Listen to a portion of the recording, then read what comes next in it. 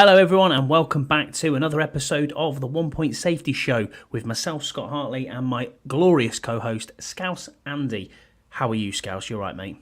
I'm good, mate. I'm good. Yeah. It's great to be back on with you, mate, because I've had a week off Yeah, on man. my I Holly missed you. Bob's over in... I know, I was thinking the same thing. It's Missed you been there, mate. weird not having a Thursday, but it was right. The point I was travelling to Turkey was right at the point where the pod was on, so I can only apologise to our loyal listeners and people in the chat for that. So sorry to everyone who's joining us so far. Brian, Rod, Scott G, Jesse, Commander Nash, thanks for being on, mate. Appreciate you all for being with us.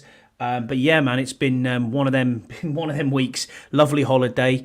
It was really good to to come back and be like, yeah, I'm back home. It's fantastic. Had a really nice time. Get home, boiler's broken at home, so no water and no hot water and no central heating, which is fantastic. You know what I mean? Just what you want when you get in.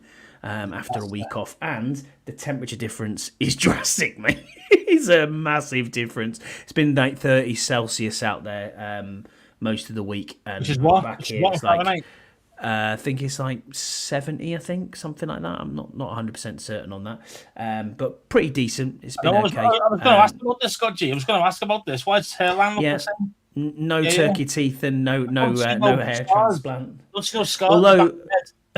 Although, to be fair, there was quite a lot of people on the plane coming back that have had some sort of surgery, shall we say. Apparently, it's quite a regular occurrence, but there you go.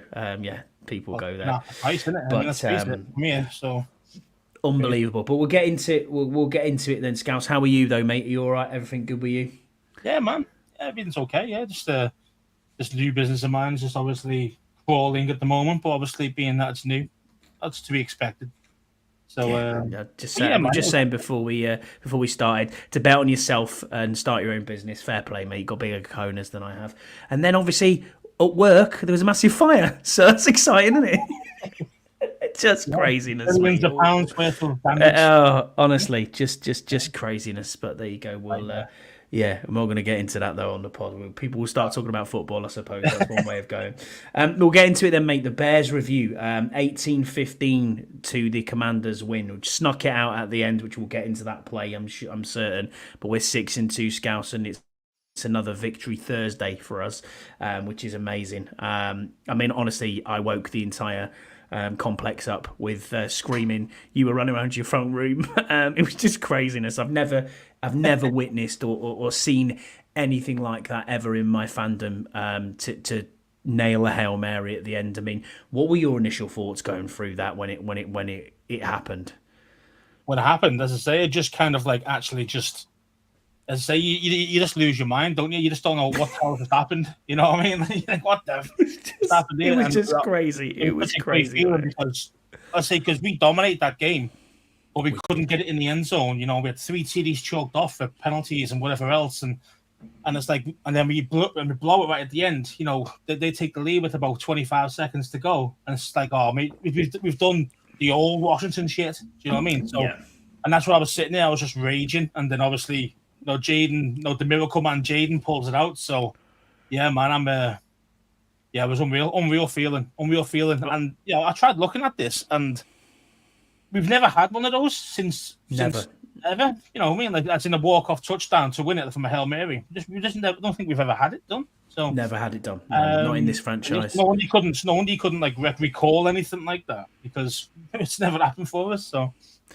I mean, it's going to be replayed forever, evermore. That's it, done. I mean, it's without doubt the play of the season.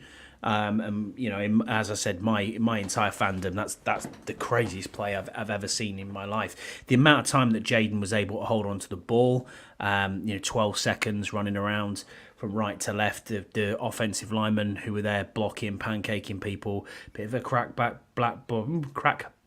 No, I love that tackle. I love a tackle about easy for me to say.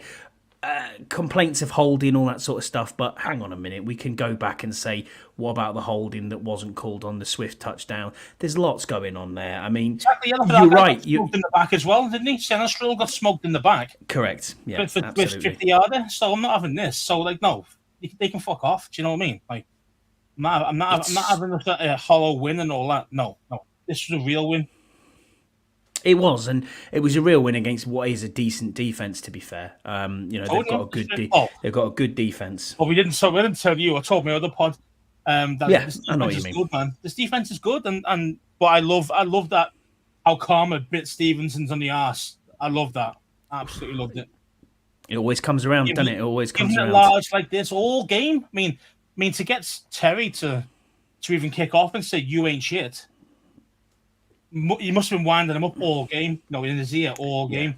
Because Terry's obviously he's so laid back that he's not one of them type of guys. So I think to get him to do that, he probably turns into a bit of an animal when he's on the field, but he's not an aggressive with it. Do you know what I mean? He's not a mouth talker. He's not a talker. No. You know what I mean? Like he talks smack to most players. He's not like that normally, unless someone's giving it to him.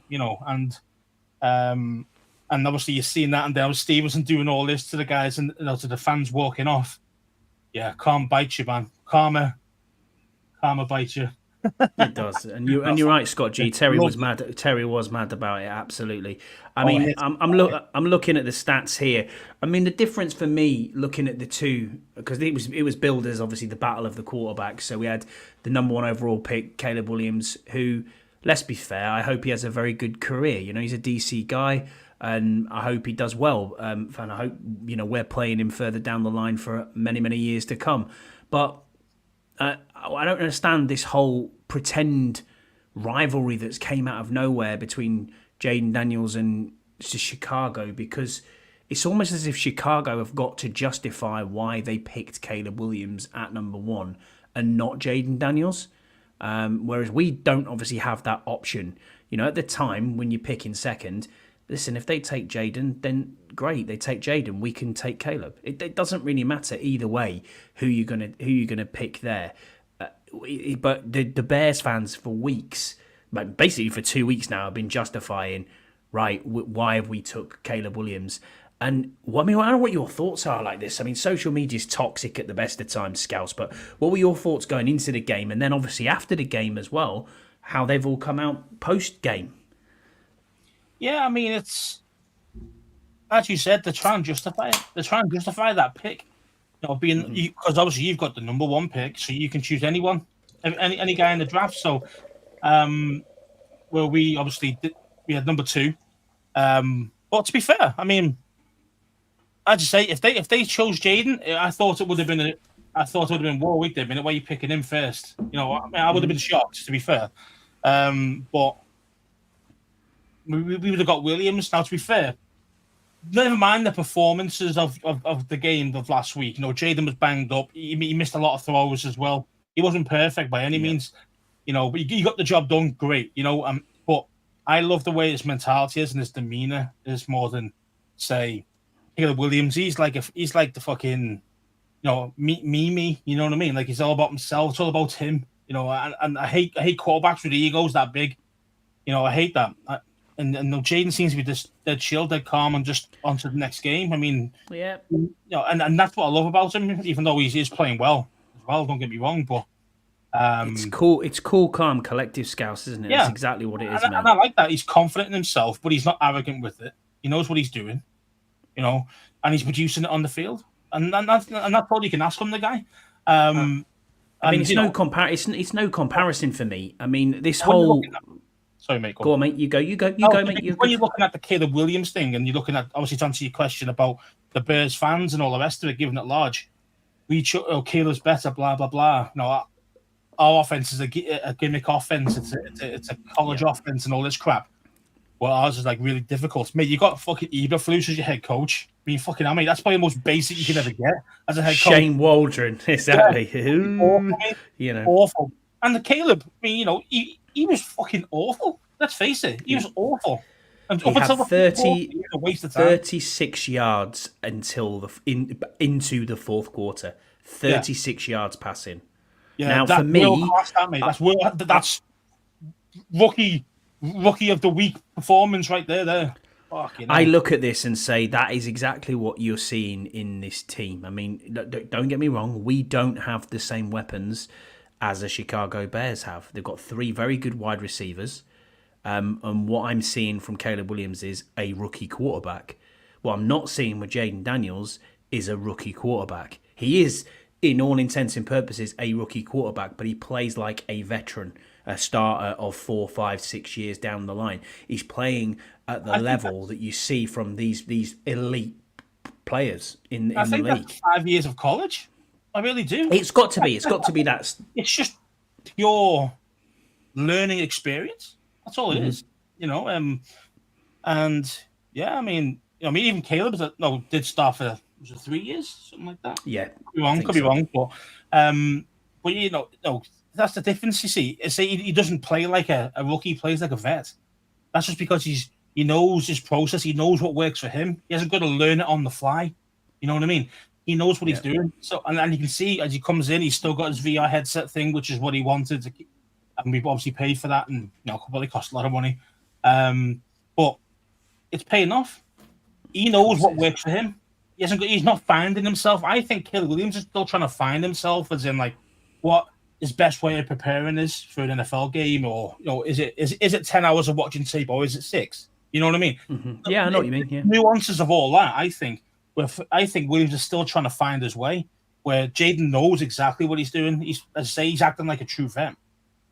And it's funny, isn't it? Like Commander Nash says here, 55 games in college. Yeah, absolutely spot on. I mean, that's what you're looking for. He's not your prototypical quarterback, obviously size-wise, but he's obviously clearly dual threat, which is what we expected him to be. And to gut it out and play through a rib injury, and then to make that throw, which was 70 yards in the air. I think it was 55. I think 55. In the end, he threw and then 35, didn't he? So yeah, and got to the 2 or something like that one year. So goal line, and I just think, that is painful to do that. Do you know what I mean? To throw like that when you've got a core injury, and he's been it. It's quite painful. Exactly. He was struggling. But yeah, I mean, one thing I was really impressed with, that he was banged up, and we know he was banged up, and everybody knew he was banged up, and he still would take off and run. You know what I mean? He still didn't phase him, did it? Didn't phase him. The only time I saw it a couple of times where he did throw the ball a little bit too quickly sometimes. Thanks, Jesse. As in releasing that ball. Just a little bit too early, which meant that the ball kind of faded on him and hit the floor before the receiver. So on a couple of his misplaced passes. And that's because I think he was expecting to get really hit. So he kind of like, no, you slightly flinch because you obviously are in pain. That happened a few times. But overall, superb performance, really. He was really good. We'll get into the stats then for the game. Then let's look at it. I mean, Caleb Williams, 10 of 24, 131 yards, 5.5 on average, 3 sacks, with a QBR of 36.6. Then against Jaden Daniels, 21 of 38, 326 yards, 8.6 on average, 1 TD, no interceptions, 2 sacks for 13, and a QBR of 70.9. So straight away, if you box score and you're watching it that way, I'm not going to even attempt to. I don't even want to mention Adam Rank, but I just did, which is terrible. But honestly, I'm not even going to get into that. It's just, the guy's just a troll. I'm not interested in what he's got to say. I mean, honestly, what are you playing at? But I mean, I used to look at his picks for fantasy and then go, oh, ridiculous. Let's do the opposite of that and we might be okay. And that's exactly what I was doing. So, obviously until this year, you know what I mean? Like, we're getting smoked. But in general. DeAndre Swift had a great game. Got to give him his due. I don't think he did have a great game. He had one 55-yard run, and that was basically it, man. The rest of it was a waste. 129 and 1 TD. On 18 carries. It's pretty good. Brian Robinson was our highest rusher with 65 yards on 16 carries, averaging 4.1 a carry. Then it was Austin Eckler. He got 52 yards. Jaden Daniels also got 52 yards. And then into receiving wise, highest receiver was Terry with 125, a 61-yard bomb, obviously, that we haven't got into yet. And then it was Zach Ertz with 77. And on the Chicago side, for receiving 41 yards for Roma Dunze, and Keenan Allen got 39 yards. Defense, man, we've got to talk about them. We said beforehand, and I listened to other people's pods, they needed to step up for this game, mate. And by God, did they step up for this game. Joe Witt has now got them playing. And a few weeks ago we talked about it. Scouse and DQ was saying in his presser, "Oh, we're close. They're getting there." Do you think they've got there now? Well, I mean, he played very well this week. Teams can still run on us though, as you've proven there with the DeAndre Swift stats. They can still run on us, especially at the middle. I know the big long one was down the outside, but in general, through the middle's a problem still against the run. But in general, yeah, I mean, it's getting a lot better. It's a lot better. I mean, you can see they're more well coached. You can see where they're meant to be in the right place at the right time. So as you say with the DQ thing, they're getting there. I think they are getting there slowly. They're getting there. As I say, they put a lot of pressure on Caleb for most of the game, really. I mean, they were all around him all game, and that was the reason why he was so bad. In the first 3 quarters, he was throwing guys like, throwing screens, but into the stands he was throwing it. See that one to Keenan Allen? Yeah, I did. Like, wow, crazy, what are you doing? But again, because he felt flustered because he was under a lot of pressure, which was great, and that's how you want your defense to be. Do you think this game should have been a blowout, mate, more than anything? Because obviously we had 3 TDs, as you said earlier, called back. The Zach Ertz one, still very questionable for me. Did he complete the catch? I mean, letter of the law probably says, yeah, you overturn it. But I think there was not enough evidence to overturn. I think if it was given a touchdown, it would have been still a touchdown. That's what I think, personally. But it wasn't given a touchdown at the time, so there wasn't enough evidence to overturn, as you said. So, yeah. So it is what it is. Was I upset at the time? Damn right, because I thought 1 touchdown would be enough to beat these, because I say they weren't doing anything. They couldn't move the ball for anything, so yeah. Who were the other ones? Was it a McLaurin touchdown? Not McLaurin, a B-Rob touchdown? Kearse one. Oh, it was a Kearse, yeah. Legal man downfield penalty. That's right. Which, yeah, blessed with the Lord he was. You know what I mean? That was Cosme, wasn't it? About 6. Yeah. I do hate that rule because the ball wasn't anywhere near him playing. He didn't block anybody. He didn't interfere with the actual play. I mean, I hate that rule in general, even for other teams, not just that for us there. But it's like, fair enough. If you're involved in the play, if you're involved in the actual outlook in that play, fair enough. But if you just stood there, or 5 yards further down, not interfering with the play at all, I think that should be okay. But what am I? I think this is the first game we've had this season where the referees have got too involved for me. I thought they were really flag happy, this crew. Just every other play was a flag from somewhere. Someone was doing something wrong, and I'm like, hang on a minute. This crew seems to be quite flag happy. I did think what was going on there. Do you know what I mean? It was one of them where everything was getting called back, or there was lots of procedural penalties as well. And it's them procedural penalties that will kill you, especially when you're in the red zone or you're in and around the red zone. And maybe that's a point that Cliff needs to push through this week again, is get back to the red zone.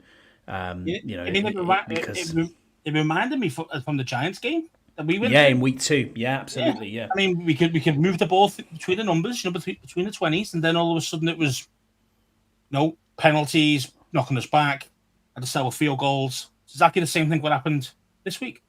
The only thing that makes me feel like buoyed by the fact is that the week after, I think he had 1 penalty or 2 penalties, and that was in the 4th quarter, the next game. So it shows that he can iron out, over a short period of time, he can iron out those penalties. So I'm hoping that this week, they sort that out. So.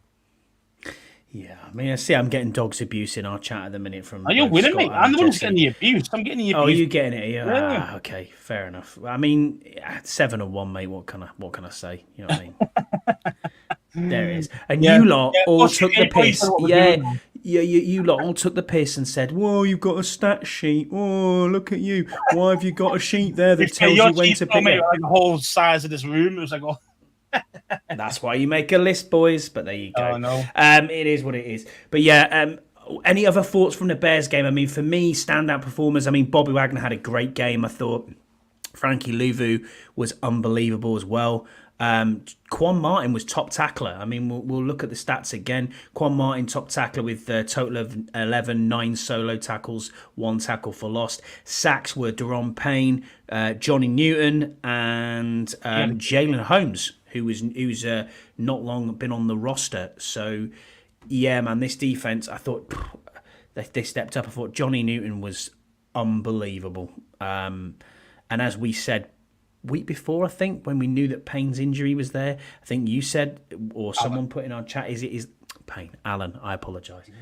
Said, is it his last game for the Commanders? And you said, yeah, I think it is. I think if John Newton continues the way he's going, mate, he's a disruptor. That's what he is. That's what we saw in college, you know. Mm-hmm. So when we, even though at the time we're thinking, I wasn't massively upset when we picked him in the second round. It was just a case of we had other positions that we could have went down, you know, O-line and all the rest of it, which you were fuming about at that point. But it was like, okay, well, I can see that. I can see why he went down that route.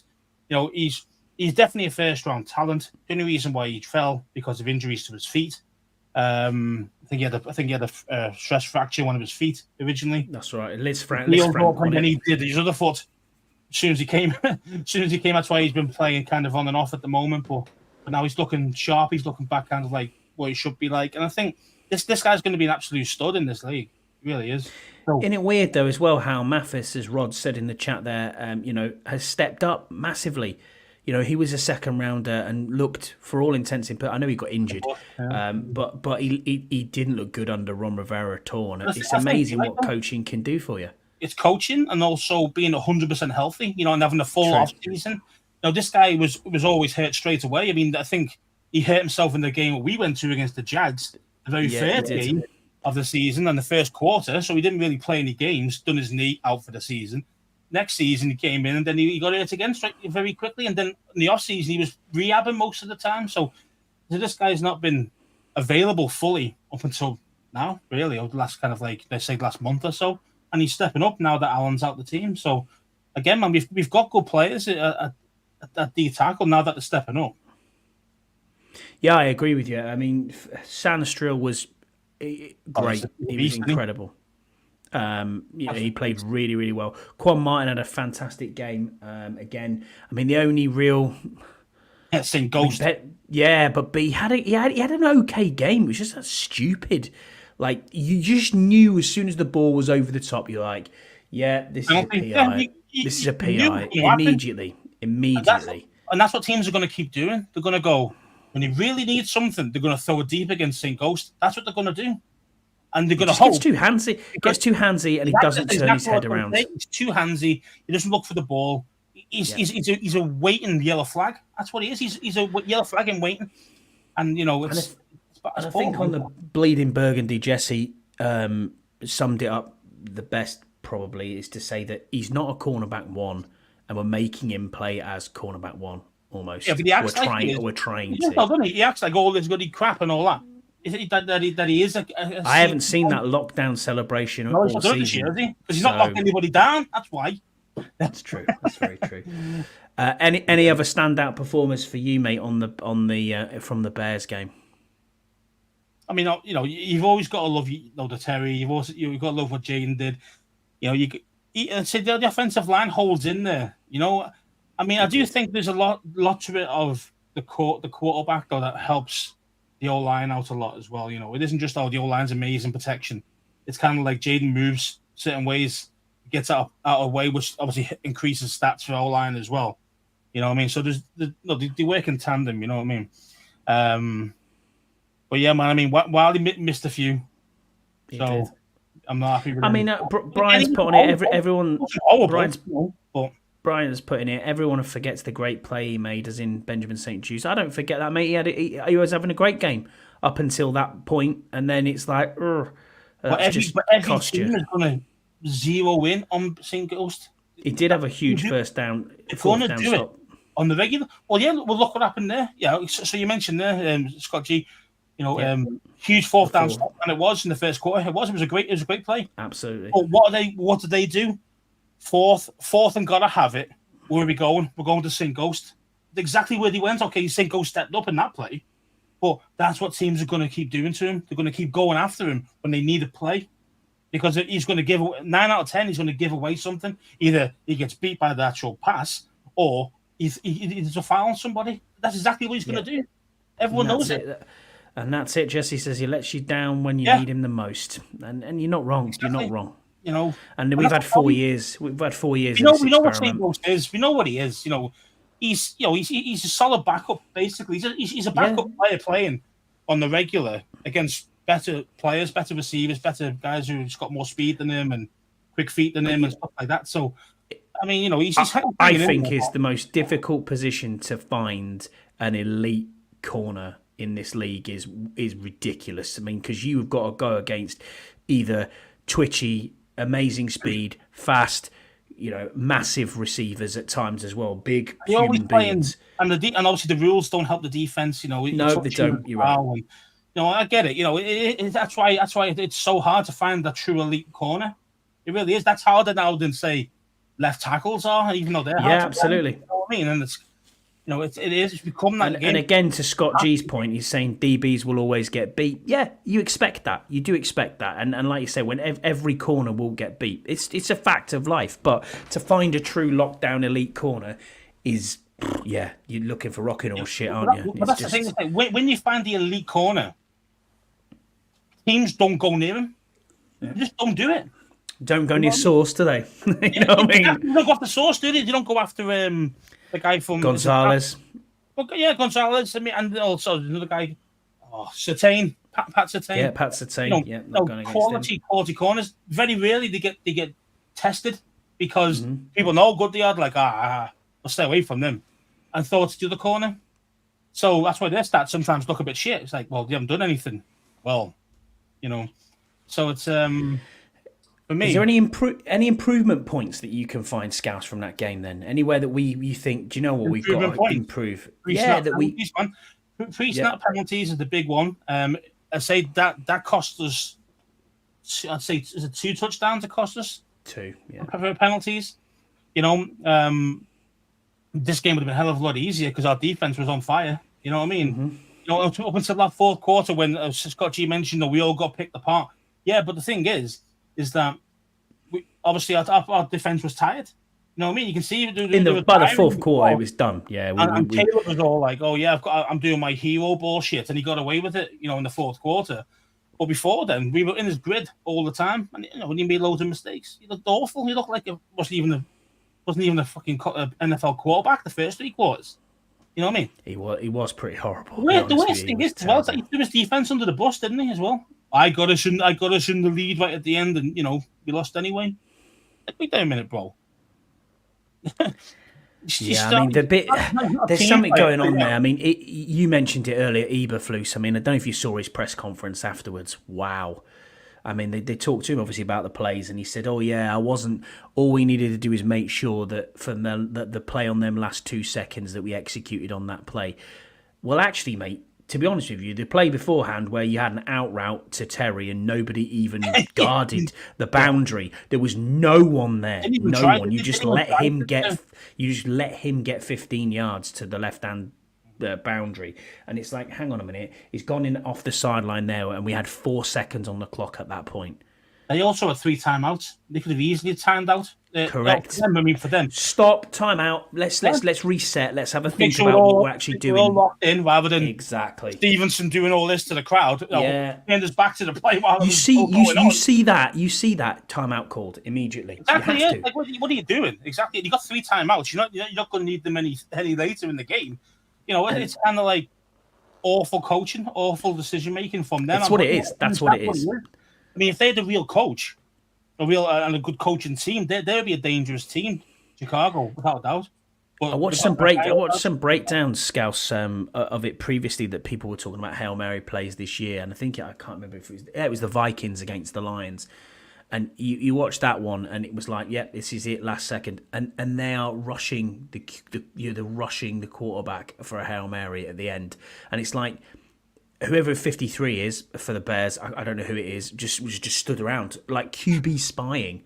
Why are you QB spying on the last play of the game? What are you doing? Up the middle. Exactly. What are you doing? Just some absolute brain fart decisions from them. But I'm not here to break down the Chicago Bears, so I don't care. Player for player, they're probably better than us in most departments.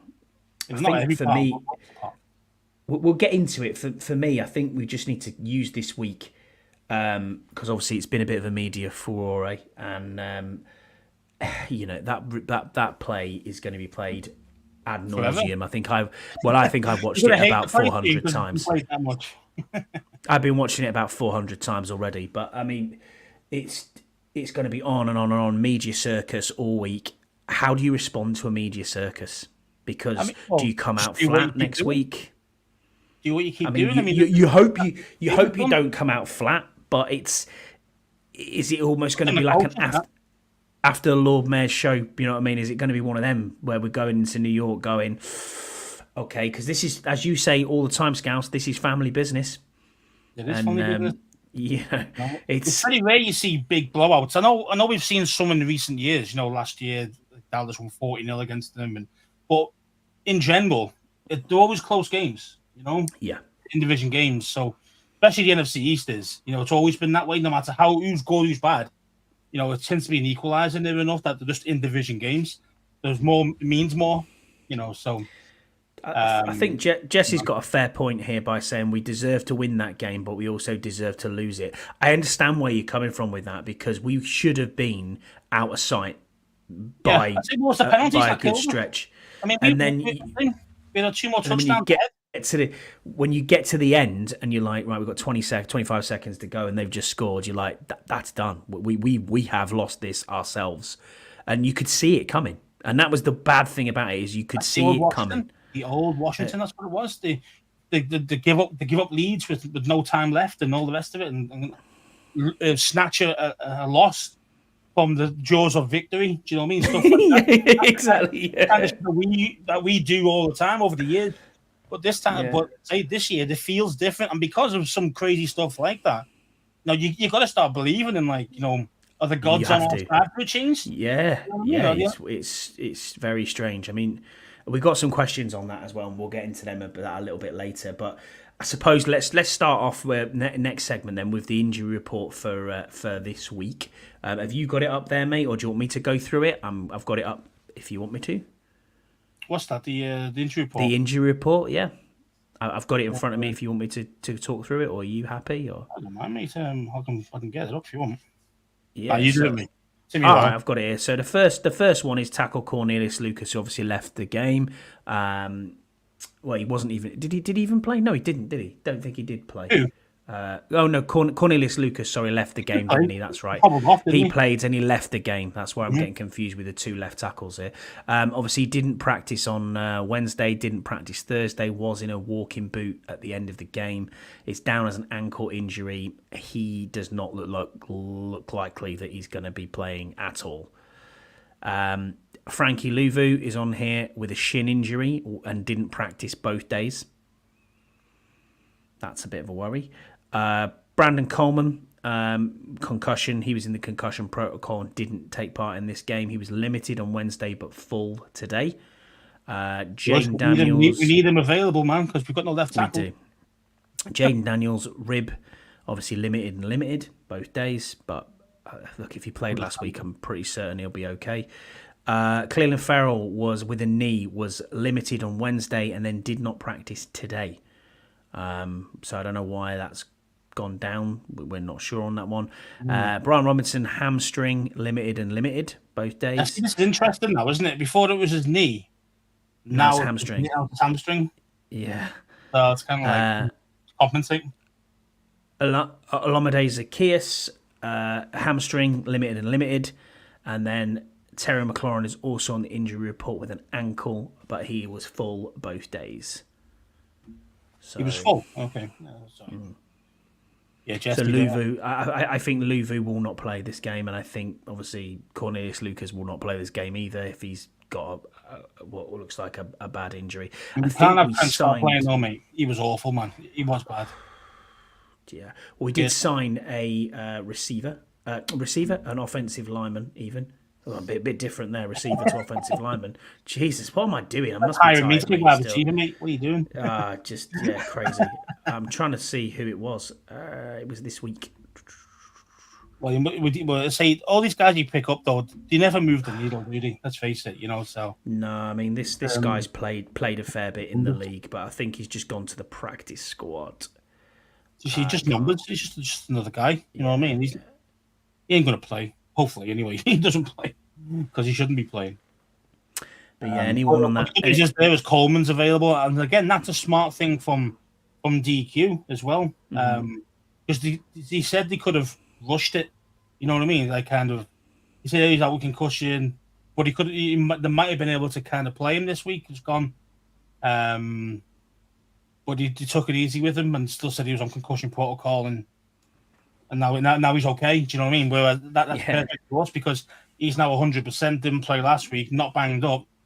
He should be able to handle most of the snaps. You know what I mean? So Thank you, Brian. perfect timing from Lucas being injured. So thank you, Brian. It's Bobby Hart who has gone to the practice squad. yes, I mean like these guys just don't. That's how much I care about guys like that because they're never going to get in them. Never going to get in the team. You know what I mean? I don't know, mate. I honestly don't know. I mean, this guy started 65 games. Sorry, started 67 games and he's played in 98 games. So he's not exactly. When wasn't he automatically on the first team? I don't know. He He's a seventh. Yeah, I think so. He's a 2015 seventh round pick out of Florida State. He has been was with the Giants from 15 to 17, the Bengals from 18 to 20, then the Bills practice squad, the Dolphins practice squad, the Bills practice squad again, all in 2021 COVID year. And then obviously Tennessee 2021, and then he went to the Bills full time 21 to 22, and then most recently with the Lions. So yeah, I mean, he was I'm looking at which is good, but I mean.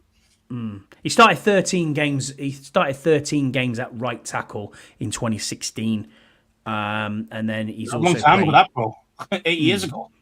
I know, dude. I know. I'm just looking at this on what he's actually here. I mean, when he went to the Bengals, he's I don't know how old. I'm gonna have to look at his wiki. Maybe at least 32, hasn't he? Yes, he's 30. He's 30. Really?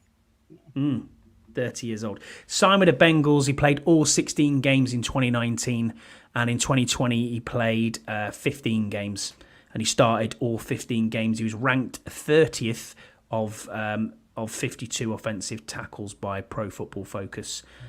He signed a $16.15 million contract extension with the Bengals as well. So I don't think he's particularly a bum. Maybe it was cover for Wiley. I don't know, but it looks like to me when I'm reading his right up here, he's only been a right tackle. But I don't know, unless I'm not sure what they're trying to do there.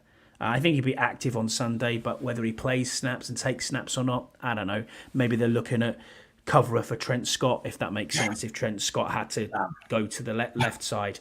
I don't know, but when Trent Scott was playing, you're thinking to yourself, "My God, where are we going here?" Do you know what I mean? It is scraping the barrel, but yeah, it's slim pickings, man, slim pickings.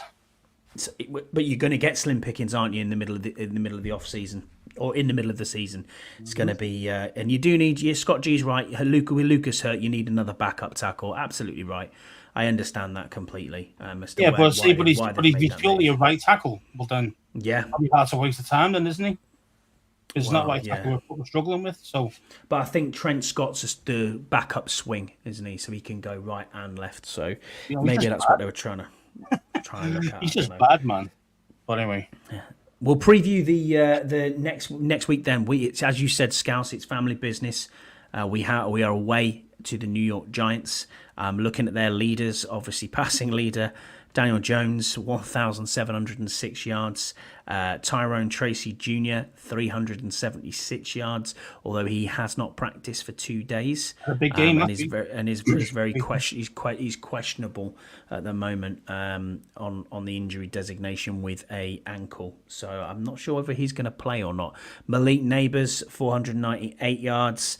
Tackles is Bobby Okereke, the linebacker, with 55, and they have 1 interception on the season as well. Obviously, they are 2-6. Have not looked very good at all. Had they had a kicker in week 2, we would have probably lost that game. What are your thoughts? Obviously, family business. in the Meadowlands. What are you thinking? I mean, we should win, and we should win convincing, to be honest, by at least 2 scores in my book. But again, it's kind of like, as I say, it's family business and strange things happen, and Daniel Jones always turns into prime Peyton Manning when he plays He up. does. He does. So it's kind of like, so you just don't know what you're going to get. I mean, Giants have been our bogey team for a long time, and up until this season when we beat them, I don't think we beat them in like 3 years. I mean, that's a lot, 6 games, you know what I mean, that we lost to them. So, yeah, man, it's, I say law of averages say that we should win this game because how good we are compared to what they are. Man for man, we're better. We are a better team. I think we've got better players throughout. We're better at quarterback. We're better on the O-line. We're better at receiver. I don't know about their defensive line, mate. What's that?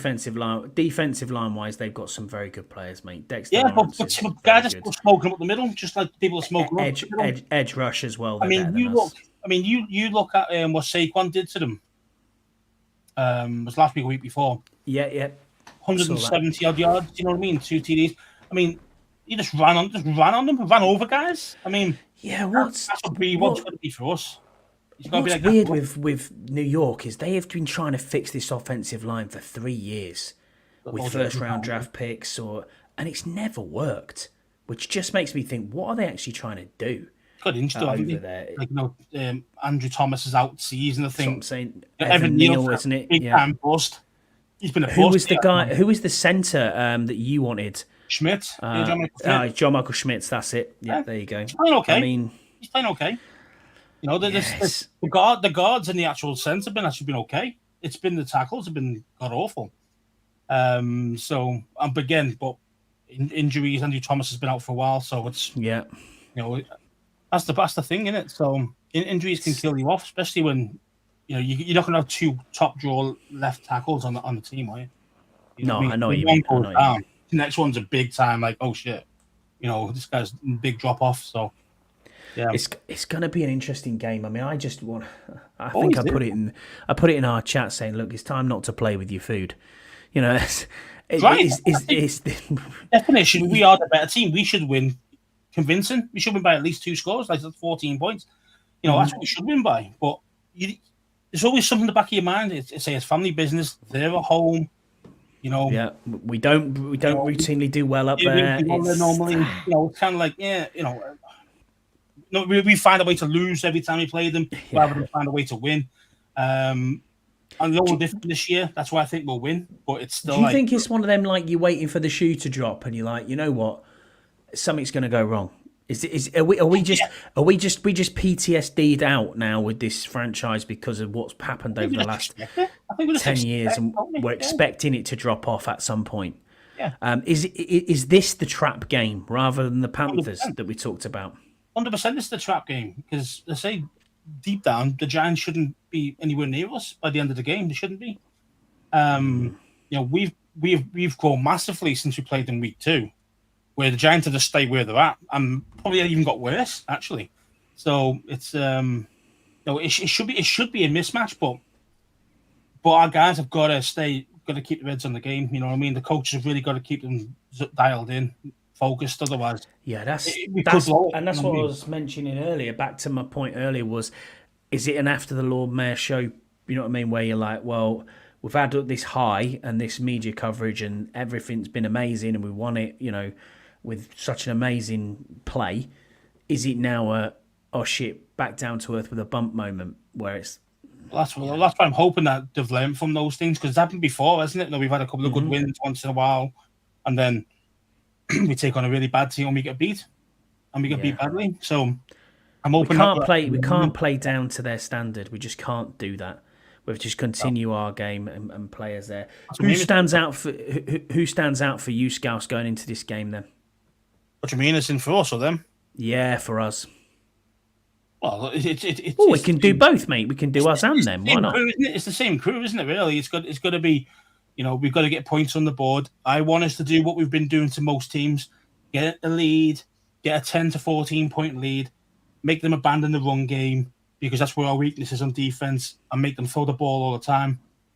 Daniel Jones is pretty poor in the deep ball as well. So it'd be a nice afternoon for us if we can get an early lead by a decent score. When they're playing catch up, where they got to abandon that run, and that's how we've beaten other teams. Do you know what I mean? So that's what we have to do that this time. We can't afford to be going 10-0 down to these, because they'll just run the ball, keep us off the field, or offense off the field. They'll do what we did to, say, Philly a couple of years ago. Do you know what I mean? That's what they'll do. So we need to get ahead in the lead early doors, and then it'll be a much easier game for us. But I mean, look at players. I mean, specific players. It's got to be your main boys, your Jadens. It's got to be, Terry up against Banks. Yeah, and Banks got dropped actually last game as well. So halfway through, he got benched. Yeah, so because he was getting burnt. So it's not going right over there with the Giants. So it should be a win, man. I said earlier and I stand by this. I think, apart from us, I think we will be the only team going into next season with the same head coach in the NFC East. I think all three will be fired. It's a good show. Sirianni, Dable, and that madman Mike McCarthy. They'll all be. Well, Mike McCarthy was a lame coach this year. Anyway, we all knew that. He lost Dan because Dan didn't want to wait around anymore for his shot as a head coach. He moved over to us, and as soon as when he took that and took Joe Witt and took these other guys, that was like, Dallas are going to be awful this year, which they have been, and Mike McCarthy screwed. That's basically what happened. Left him holding the bag, and he's going to be gone 100% at the end of the season. Here's Jesse, doom and gloom as always. We're gonna come down to earth a bit on Sunday. We'll be fine, Jesse. Get on the mic train with me in Canada, Mike. Choo choo, buy your ticket. Come on board.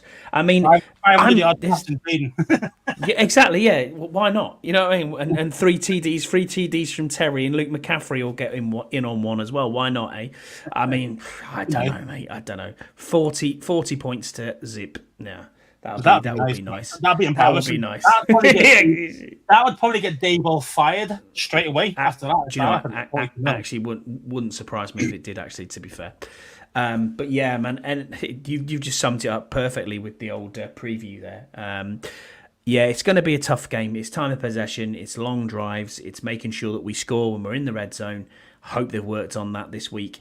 And let's just hope that Jaden Daniels is a little bit more towards being 100%. You're never going to be 100% with a rib injury. It's going to take a few weeks. And you keep getting 3 or 4. Which he will do every week. 3 or 4 weeks to get back to full fitness. But yeah, and hopefully Coleman shows up and then and holds up, because this offensive line, again, any metrics you look at, it is in the top 5. Now you've bagged Wiley for years and years and years. Well, ever since he's been here, pretty much. Turnstile, the nickname himself. I can't bag him, mate. I thought he's done well. He's playing well this season. And is that coaching again? Have we got to give flowers to Bobby Johnson, the offensive line coach? There is, Is it scheme? There has to be. There's an element of all of this. Elements of scheme, elements of the quarterback getting out the way of sacks, so it doesn't look like that while he's give up a sack. So, I mean, stuff like this. So there isn't just that, the offensive line's been amazing. I mean, the Biadish's been the biggest difference, being honest. Yeah, he's been amazing. He has been amazing. He's made a huge difference to this team. But obviously, I mean, everyone's piggybacked off that, and obviously it has got a lot better. It has been a solid unit. You can't argue with that. I'd say it's but I just think sometimes, though, when people go, while he's not give up a sack in bloody 200 snaps or whatever it is, you got to go about it. You've got to go about and go, well, what's happening there? Is it a case of that Wiley is actually just locking down his pass rusher, or is it actually that the players either side, or see what I mean? So there's always a lot of discrepancies there as well. There's a lot of variables. I get that. Yeah, but Wiley, he looks solid. He was marking nobody one play. I don't know what he was doing there. I mean, just stood like that and let the guy run on the inside of him. It's like, lucky that Jaden got out the way of it, so it wasn't a sack or pressure. Let's see. a good QB can make your line look good as well, especially stats wise as well. That's why the eye test is always the most important. No, I don't disagree with you. I think the interior has been boosted so well that I look at this and think His metrics Algretti, that, Jesse. His metrics that was number one goal line, PFF again, is it? Yeah. number 1 run block, number 6 pass block. Yeah. I don't Well, know.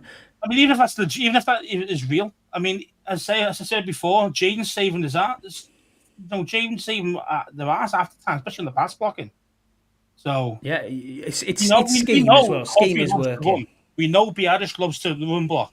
We know Allegretti loves to run block. The nasty guys, those three are nasty in the middle. They love to run block more than pass block.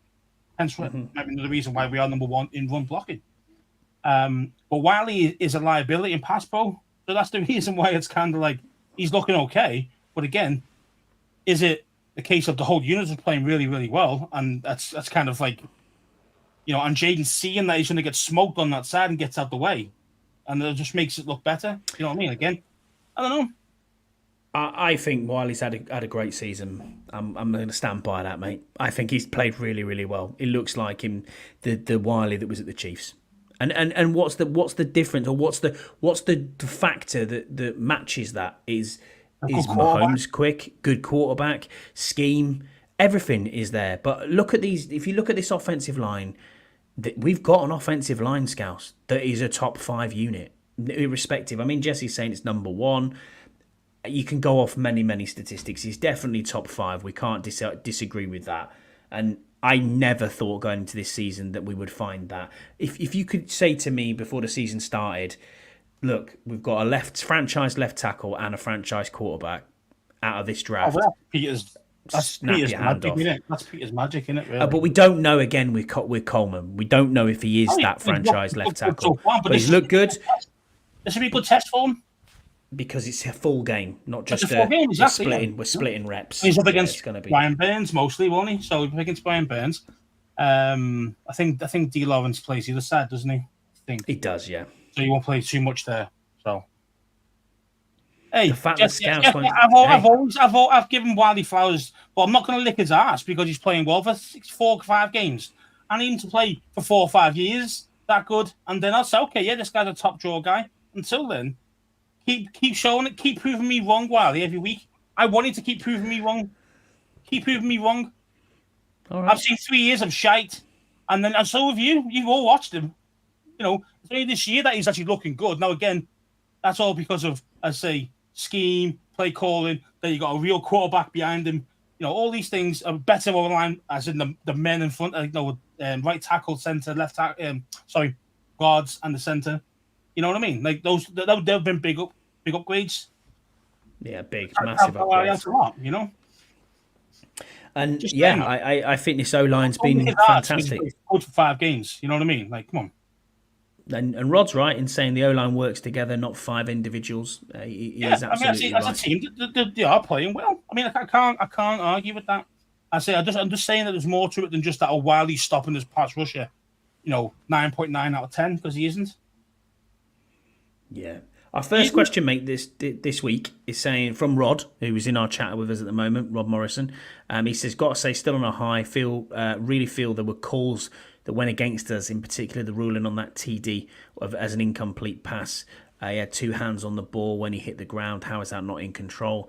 And Tyreek Stevenson, in your face, man." Yeah, don't disagree with you. I mean. Yeah, the rules. We talked a little bit about that earlier, and I'm with you, Rod. It was, I don't get that. Maybe I'm not seeing. I always saw that as a catch, but maybe I'm seeing it through burgundy glasses. I don't know, but Scotchy thinks yeah. Yeah, I know he does. Yeah, I know he does. Next one we've got in was from Paul Fiander Turner. He is at Having a Radox on X. Go and give him a follow. He says, "Where do you see Terry in the best ever wide receiver conversation now?" As in, what for us or ever? Everyone? Yeah. I mean, best ever in the NFL? No. Best ever for us? No. No. I mean, Tanner's up there. We have a lot of quality receivers. look at Art Monk. You look at you Art look Monk, at going those boys. right back. You look at those three. The posse. Barry Clark. Art Monk, Ricky Sanders. These guys.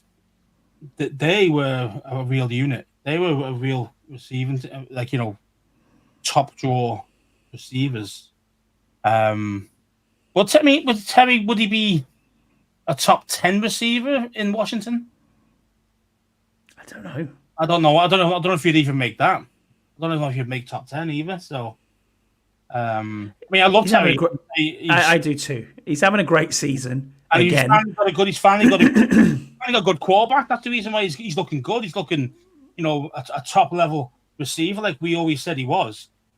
Because you had to be to deal with the shite he's had to deal with, all those quarterbacks he's had. Like he's got 1,000-yard seasons. But he's not top. He's not, again, this is the thing, what is elite? He's elite. But is he elite? I think he is. I don't. I think he's proven it this year. No, I don't. Again, he's got a decent quarterback, and now you can throw him the ball, and now he's making it happen. He's a great receiver. He is a number one receiver on this team. Is he elite? I'll point you back, mate. I'll point you back to wanting Brandon Ayuk. Number one. I think Brandon Ayuk. No, I'm saying I'll point you back to that. If you get a Brandon Ayuk in this team, that's an elite receiver. Is Terry as good as Brandon Ayuk? We could sit here all day and argue the toss over who's better, who's not.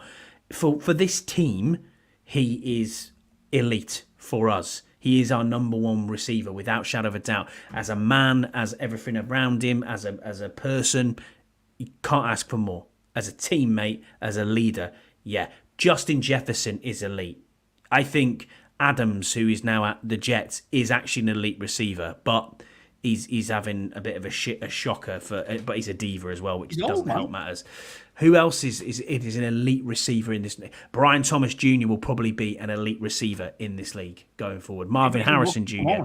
elite. Yeah, but I know they're rookies. These guys I know they're rookies, but come on. Those guys aren't elite. Are you telling me that in this league, 3, 4, 5 years, then say it? Right. Okay. So 1 year. So you're arguing a toss with that, but you won't argue a toss with Wiley. Interesting. Calling bullshit here, mate. That's not right. You've been in the league for 3, 4, 5 years. Who, Terry? You've got a body of work, then, haven't you? Terry has not been elite for 4 years. Oh yeah, this is great. Fucking hell, man. Elite. He will be elite. I guarantee you that. He might end up being elite. He's not elite right now. Doesn't score touchdowns, mate. That's it. Simple as that. Hasn't had a quarterback. Get you. Completely understands. But if you put Terry in Kansas City or you put Terry in Buffalo, he gets 10 TDs in a season. Maybe he does. We don't know, do we? That's it. We don't know. I mean, is he top 25 in the league? I don't think so. Yeah. You're telling me that other people's number twos are way better than him? No. Yeah, in some cases. Who? He's better than Terry. Who's at Minnesota? Who's at? No, maybe not. Maybe not. He's not. I don't think he's top 20 in the league. But what's elite? What do you class as elite? That's the question, isn't it? What defines an elite receiver? For me, it's how many catches you're getting, how many targets you're getting. Is he? That's not on him, though, is it? That's not on the targets. I mean, your quarterback should be looking for him. That's his job. Well, yeah, that's his job. He's if he's the number one receiver. T. Higgins, yeah, there you go. There's one you got who's Jamar better. Chase, who is true elite, like top 3. Mm-hmm. And then so that's Cincinnati. Higgins. So you've got one. So you've got one. Maybe you might. I mean, I'm waiting for someone to say Devonta Smith. I'm waiting that one as well, which is shite. No, that's not. So I'm waiting for that one to come in. That's what I'm saying, man. Like most wide receiver twos aren't as good as. But Terry. I don't. What's elite? That's the point. What is elite? Is it more than it's because Terry's consistent with 1,000 yards? What do you call elite then? Well, that's difficult. Is it? Yeah, well, it's touchdowns. Physical skill. Is it a hand? It's touchdowns, hands. It's speed. It's and he has got all that in abundance. He's a body catcher. He's not a hands catcher. He's contested catching, absolutely. Yeah. So what about Larry Fitzgerald? Would you call him elite when he was around? Yeah. Exactly. Yeah. He didn't know he speaks. He lost it when he got older. Yeah, I know. He ended up being a red zone target, and that was it. And he was great. He's a great player. It's like what you see as elite. What you're looking for. You know what I mean? And everyone's got a different opinion, sure. Yeah, I know. It is right though. It's speed, physicality, hands. Is he gonna when you need something to happen, are you gonna? I mean, look at it. Everyone knows the Heineke thing. Terry's down there somewhere. Yeah, that's exactly it. 100%. Fitz was 100% elite. Yeah, I mean, does Terry not have those things? Yeah, he does. He doesn't really drop many balls. I know he dropped a couple recently, but most of the time he doesn't drop many balls. Just doesn't. I mean, yeah, maybe we'll see in the next 2 or 3 years because Jaden's here and will he score touchdowns? It's a tough one. It's a very tough one to say. What do you call as elite? I don't know. Anyway, great debate topic, and you've got us going there. I appreciate it. Paul, you got us going. For me, you can't. I mean. Unless your rookie's like absolutely, I mean, I'm talking tearing up the league every single game.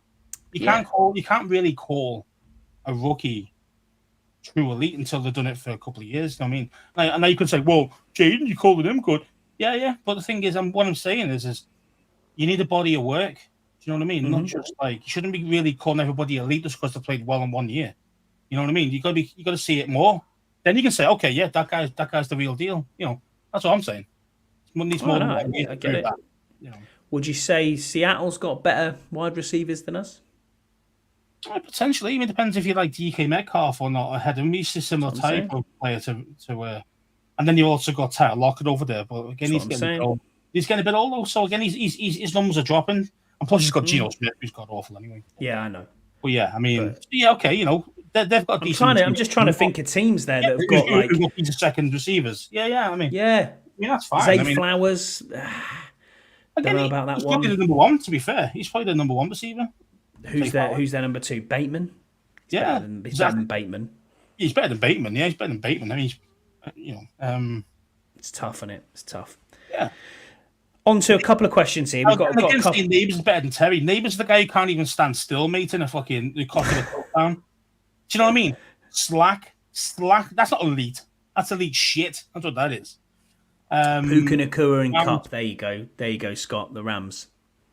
That's two good receivers. The Bengals, Chase and Higgins, two good. Who's at the Bills? Though, no, not many though. He's saying that he's not elite. He's not a top wide receiver.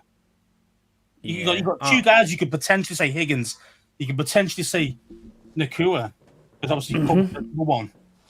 It's like maybe you could argue it either way against Puka Nakua. Higgins, Adams and Wilson. Adams and Wilson at the Jets. I think personally. So we can argue the toss all night, mate. But it's forever. But it's just a case of like it depends what you like. I get what you're saying. Is he elite? As in elite at the very, very top of the league? He's not a top 5 receiver. No, he's not a top. He's probably not even top 10 receiver. But he's elite for us. Absolutely elite for us. Couple of questions here. We'll capture them both in there. Rod said, so will we be making deadline signings? And if we do, will it be Zadarius Smith from the Browns? And then also to piggyback off this, obviously Simon Thurston said you're probably going to be discussing this, but here goes. With the trade deadline fast approaching and the team arguably further ahead on their trajectory, and with 4 picks in the first 100 of the 2025 draft, should we roll the dice? And if so, on whom? Yeah, I think we have to be biased. I think we do. I think, yes, is the defense getting better? Are they playing well? Yeah, but you should always be looking to upgrade. You know what I mean? And we know that we are weak at corner. We're playing Sinister opposition, even though he's playing okay. I understand Igbenogany's playing okay where we're in at nickel, where I think it would be normally. So I get that, but you're struggling a corner. We're still looking at St. Ghost as number one corner, and he's really, as even Jesse's mentioned, he's probably a backup three. You know what I mean? So we definitely need a corner, and I think if the price is right trade wise, I don't see a reason why not. I don't see a reason why we shouldn't be going after the corner trade deadline. Do you think it'll be someone? I mean, I know Scott G's mentioned it earlier in the chat as well about people go off names. Yeah, we go off names because, as you said, Scouts for the Receiver question just before, there's a body of work and you know what that name is there when you can see it every week. Are you going for a Greg Newsome, someone like that from the Browns? I think we could. I think we could double dip on the Browns here. I mean, Jacksonville seem like they're having a fire sale as well at the minute, trading away Cam Robinson this week for pennies on the dime. I'm not sure if they have. You know, I don't watch it. I don't know if they have, to be honest with you. I don't know where Cisco. Yeah, I mean, I think you got to look at the teams that are really bad. So you got to look at Carolina. You got to look at Cleveland. You've got to look at even the Pats. You know. You got to look at those teams really. You might be interested. I like Jones I know he's old. He's decent. Again, he's getting on just like anybody else. You get him for a 7th rounder probably. That's why I want prime. I want a prime guy. I want like a Denzel Ward. I want like a Greg Newsome coming up. I want one of those guys. No. Do you think that's? I'll be really. Do you think they stay pat with it, mate, and just go? Well, actually, we've got all these picks for next year. And we're trusting the process with Adam Peters. We didn't expect to be where we are right now. We could still drop off because we've got so many divisional games to come. We don't know how that's going to go. We have no idea. But do you want to say to yourself, well, actually, yeah, I'm going to... I mean, look, don't get me wrong. I'm pretty certain Adam Peters will be working the phones like any good GM will be doing. He'll know the price of what people are asking for certain players, and I'm pretty certain he will have inquired to be a buyer. But there are teams already out there. Well, aren't they? People talking about the Rams. Yeah, but there's people out there already who are saying, there's trade deals happening every day, and it looks like these bigger or supposedly on paper better Super Bowl window teams are making roster moves now. Should we be in that? I don't know if we should be, mate. I'm not sure. I think because you're 6-2, I think you have to. I think you've got to show that okay, yeah, we are ahead of the curve. You know, we are. You know, we're way ahead of schedule. You know, we shouldn't be where we're at. You know, realistically, but most games we've deserved to win. You know, the ones that we have. The two we've deserved to lose, we lost. Let's face it. I don't expect. So, you know, I listened to Kai's pod too, Scott, and I agree with everything he said. I don't expect big names to be rolling through the door. I don't. To Rod's point about Zadarius Smith, love to have him. Love to have a Greg Newsome as well. Come across, but I just can't see that happening. You know, who else is there that's out there? I want somebody to take over St. Ghost's position. That's what I want. Yeah, I agree. But it doesn't have to be someone. I don't care who it is. You know what I mean? Yeah. And I think you might see someone. You might see someone come in for a low pick, like a 7th rounder, something like that. You might see that happen. But again, edge. What are we doing at edge? Big need. Well, but they've been getting pressure to the quarterback the last few weeks. I mean, you know, Fowler's doing a decent job, and Ferrell when he's playing, he's banged up. You know, you still got your mate Abada in there. You know, we got players at edge. Okay, yeah, it would be nice to get a nice edge guy, sure. But Fowler's played well so far. You know what I mean? And edge you can address, I suppose, in the draft next year. I mean, for me, I'd be going. To be fair, I'd be trying to get Micah Parsons personally. Everything you possibly can to get Micah Parsons. He can tell he's not happy there. He's not. Yeah, it is obvious that he's not happy. First, who knows? I mean, I think that's good value. Well, for the 30-second pick, for the 30-second pick, Scouse, yeah, I suppose you're right, mate. yeah. I think I might need more than that from me. I think if that was us. Yeah. Maybe. With Johnny Newton, this is from Rich Cameron. He said he is at Mr. Rich Cameron on X. He said, with Johnny Newton having a great game, disrupting the Bears. Do you think he makes our D-line look better or more mobile and robust at first glance? And do you think he can help bring the best out of Daron Payne? I don't see a reason why not. I mean, you can tell they're already getting that chemistry already. So, I'd say Newton. Newton is a massively underrated player. I mean, we've not seen the best from him yet by any means.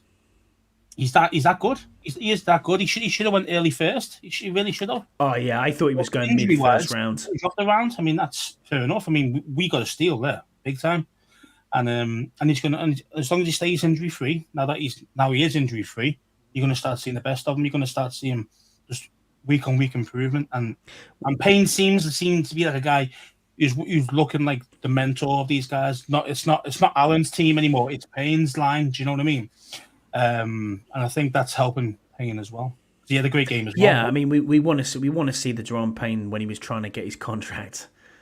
That, was it, how many sacks did he get that year? 14, was it, or something stupid? Or was it 11? I can't even remember. It was something stupid. It was ridiculous, the amount of sacks he got that. But that's the animal that we want to see. And I think, Johnny Newton can bring that out on him. I think also having Phil Mathis playing as well as he is helping matters. And then you've got, Sheldon Day who's come in as well. Is blocking up the middle as well. Doing the run stuff and on all that. So I think we're better at the middle ball. Yeah, I think we're set. We need to be better, but yeah, you're right. I think we're set in pass rush wise. I think in set. I think we're set in at D tackle. I think we're okay there, and I think John Newton is going to do nothing but help us. Moving forward, he looked an absolute animal last week. Commander Viscount with our last question. He said, "How far can we go? Who scares you on our schedule from here?" Wow. I mean, pull up the. I'll pull up the schedule. I mean, we've got the Steelers, haven't we? I don't want to overlook New York, right? That's something I don't want to do. The question was, who scares you? Who scares you out of those teams you got left? I would say. Well, you could say Philly.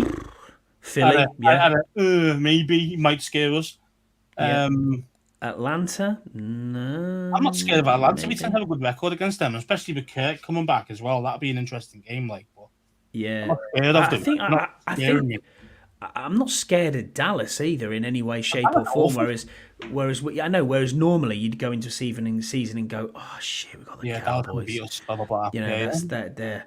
And now it's like they're a basket case. Tennessee, nope. Tennessee, nope. New Orleans, absolutely not. That they've dropped off big time from being the first. Like them first two games, they look scary, didn't they? The first few games, like whoa, now it's like dog shit again. So it's like, and then the only one I would say that and again doesn't fill me full of dread is Pittsburgh. I mean, every game's a measuring stick, as they say in the NFL. Every single game, but Pittsburgh's probably going to say, "Where are we as a team?" But yeah, I mean, Pittsburgh. I mean, it depends what you're getting from them, doesn't it? Because they're solid defensively, scary defense, and then the quarterback, you just don't know what you're going to get. That's the problem. That's the problem. Because you could get the Russell Wilson who put on 35 last week, whoever it was, and then or you could get the one who got what did he get last week? Fucking like 12 last week before. Yes, it was. And as long as we get that, Russell Wilson will be fine. You know what I mean? But if you get the Denver Broncos, Russell Wilson, yeah, you're all right. Yeah. if you get prime Russ, then no, that's not going to be good. Yeah. So, I still think Dallas will play as hard as will the New York Giants. I mean, this is easy, by the way. But what we're saying is that the question was, who scares you? Who scares you? Yeah. Like, I'm dreading going to watch this game, or I'm dreading that. Not really. I mean, I don't think there's maybe Philly game, maybe. Yeah, Philly. That's it. That's the only one that I'm thinking. They are looking better. They're a lot more balanced in offense, which makes a big difference. But if you asked me that question 2 weeks ago, I wouldn't even have said Philly either. No, you're right. Like that. But who? Where the question? Where do we go? How far can we go? Was the answer? Well, was the question? Why can't we go? I say if no one scares you, it's going to be the playoffs, isn't it? It's going to be the teams in the playoffs that's going to scare you. So it's going to be like your Lions if you get them. your Minnesotas. You're saying that Minnesota are going to make that out of there? Ooh, two teams out of the that Niners. And even then the Niners aren't that great this year, but they are banged up. So it's kind of like, well, if they're healthy, in January or wherever we get to play them, then that'd be a horrible game to go to away at the Niners or something like that. That'd be horrible, Bucks again. Again, Bucks, they play well against us, and we were still finding our feet, and they beat us up. But would I be scared of them? Not really. I think I'd be looking forward to that one if we got them again. Yeah, man. There's a couple of teams, but not many. Not many that would like really scare me. Like, oh, I don't like this. I say probably your Lions, your Minnesotas, your Niners, and then obviously Super Bowl guys. Then I mean you're getting away from it here, but we're getting away from it here, and we're looking at Philly's roster, and for all intents and purposes, it's got one of the best rosters in the whole of the NFC. We're only a couple of years removed from them being a Super Bowl team, and I'm looking at them and thinking they're probably scary because Barkley's playing very well at the minute. Their running games come on drastically, and I just think they're probably the only one where I'm looking at it going, I just don't know. The rest of them, I'm not really. I don't want to say I'm not bothered about it. I am bothered about it because every game is it's a new game every week, and we've got to take. No, not in this league, and you've got to take every opponent. Every opponent's got to be taken seriously. Scouts, that was the question. Who's really good? Who's terrifying you? I'd say there's only a couple of teams really, and we don't get them unless we get to the playoffs. Correct. Besides Philly, but Detroit and San Francisco, they probably. Yeah, they're your two big teams, aren't they? You know what I mean in the NFC, and that's what I mean. So it's that's what I'm saying. So how far could you go? Well, really, you could go to the championship game, couldn't you? Really, if you really think about it. That'd be nice. I'm not gonna lie, I'm definitely going to head of myself. But no. But I'd love that. Let's just try and make the playoffs this year. Let's see if we can win the division. Did you see the odds were 95%? I know, I saw that. I'm not buying into that. I'm not buying into that. One of everybody. I don't know why we're ahead of Lions, but maybe because of divisional games, I think. Yeah, maybe divisional games in wins. Yeah, that's what it is. I am more in favour of Mike's 12 wins than I was at week 4. But I'm also I'm also conscious that there's a lot to come. There's a lot to come in our own division, and that's going to be key. And every single one of these divisional games, they're always close, man. They're always close. They always are, man. And that's mean, like, so they say there's banana skin games, and then there's games you're thinking, could go 50-50. We could win that one, But in general, yeah, man, as long as we keep our head on the swivel, we stay focused like we have been every week so far, we'll take care of the Giants. We'll take care of them, but you've got to keep that focus and be sharp. Okay, before we finish then, Scouse, and thank you for everybody in the chat. Rod, Scott G, Jesse's been with us as well. Brian's been with us. Commander Nash has been with us. We appreciate all the questions as well that came in from Rich Cameron, from Commander Viscount, from Simon Thurston, from Paul. I love this community, and apologies for having a week off, but hey, man, it's one of them things you got to do. But I love talking ball with you. Tankathon has Washington as conference champion losers. Wow. Okay. Yeah, what's any of your questions? Oh, let's go back and have a look. I thought I think one was. I think I read one on Twitter, and it was about like, would you jump in the pool? There you go. Yeah. Would I jumped in the pool when you got offered it for the £100 for charity? If I was in this situation at that point, at Turkey, midnight, whatever it was, I would have. To be honest, I would have, because why not? You're on holiday, you can just do it. Fuck it. You know what I mean? The pool, mate. The pool was 2 degrees Celsius. Yeah, it'd be freezing. It wouldn't be fun. Freezing. It wouldn't be fun. Like, but I mean, it wasn't a heated pool, mate, at all. So, and what was the other one? You had one more. I'm trying to find it here. Should DW actually be a finalist as a contributor for the Hall of Fame? I say no. His contributions as a front office member hasn't been great. And you said DW Doug Williams. Yeah. So should Doug Williams be a Hall of Famer? Yeah, but I think he's on about the Hall of Famer for being off the field, Front not office, on the field. Yeah. And to be fair, I'm going to agree with Scott G on this one. I don't think. Yeah, I think so. I mean, don't get me wrong, he's probably doing great things behind the scenes that we don't know of, but yeah, but you don't see it, do you? we don't see it. We don't see that, And all you see is senior advisor, and it's like and he's there in every little photo group or every video that they got going on. He's there, but what's he really doing? I don't really know. So from my point of view, no, I don't think he should be in the Hall of Fame for outside, kind of coaching or whatever it is that front office type work. I don't think at this moment, no. No, I agree with Scott G. Really, same. I agree. It's a bit of a choker, but yeah, I agree. Hell has not frozen over. We are all right. Although I do feel like I am freezing at the moment with no heating. But there you go. It's So what's colder, the pool or your house at the moment?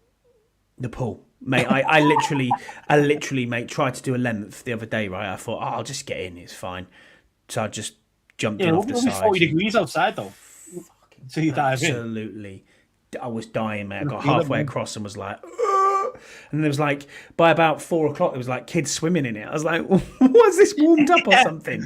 And then it's got a temperature on the side and it just still said 2 degrees. And I was like, no, you lot are crazy. Broken. It's a broken thermostat, that. No, my daughter was in it, and it was like she was like, "No, I'm not getting in this," and I was like, "No, you're right," which was a shame, really, because you go on holiday and you want to go in the pool, don't you? So the only thing that you could technically go down was the slides, and I was like, right, well, I've got to go with one of the kids because I don't want to be like going down the slides with loads of kids. There's a 40-year-old bloke. Looks a bit suspect, that, doesn't it? You know what I mean? So, it's like, what's he doing up there? Why is there an adult over there? Yeah, why is there an adult going down the slides? I don't know. But as long as it was with my daughter, it was sound, like, you know what I mean? We'll get on a rubber ring and go down the slides. That was warm. That pool was decent, but it's just a runoff at the end, and I think that was the only one that's heated. I think they have heated pools, but they turn them off after at the end of August. So I was going in October. It's like, yeah, this is Baltic, but no, it was proper Baltic. But there you go. It is what it is. Score prediction, mate, for the weekend. Then let's go with it. What are you saying? I'll write down on here because I haven't got a clue. I'm gonna say 27-10. Oh, you bugger! I was going 27. That's kind of where I was going. Really? Should have said so first, then, shouldn't you? Hey? Yeah, I know. Well, I think they score 13.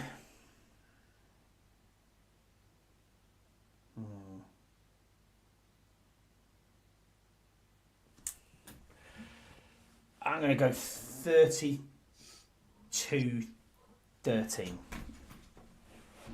Yeah. I just can't see a score in that, 30 plus. Can't see a score in that. I can. 30 plus points. We've got an average of 30 points per game, so let's just keep the average. Let's just keep the average going. I'm not expecting a blowout like it was against the Panthers, but it's going to be tighter. 13 to blow out, mate. I know. Well, I mean, 40 is a blowout. Like, that's ridiculous. But yeah, I mean, I don't know. We'll see. I agree. I agree to a certain extent. Any team in the playoffs may not want to play us.